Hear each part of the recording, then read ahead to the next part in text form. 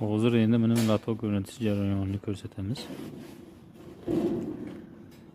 Mana shu lotok mana shu holatda turiladi.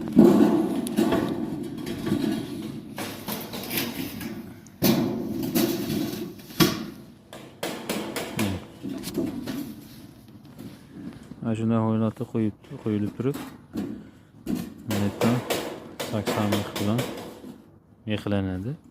Mana uni to'g'riligini qarab turib, mana bukiladi. Mana shunisini to'g'ri qarab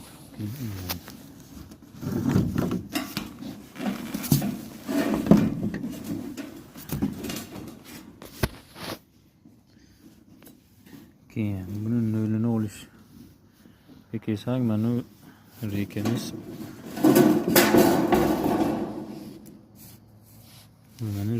o'zi nolda. Mana shu sirapli uchini shaytonga olganmiz.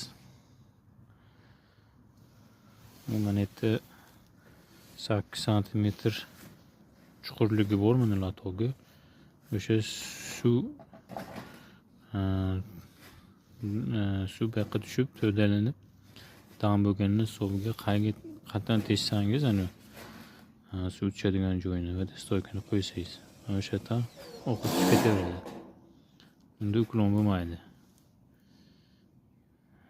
Bu o'zi shaytonda turadi, mana shu nolda turadi. Suv bunga tushib to'lib dam bo'lganini so'lga qayda teshik bo'lsa o'sha tomonga qarab o'sha yerdan tushib ketaveradi keyin.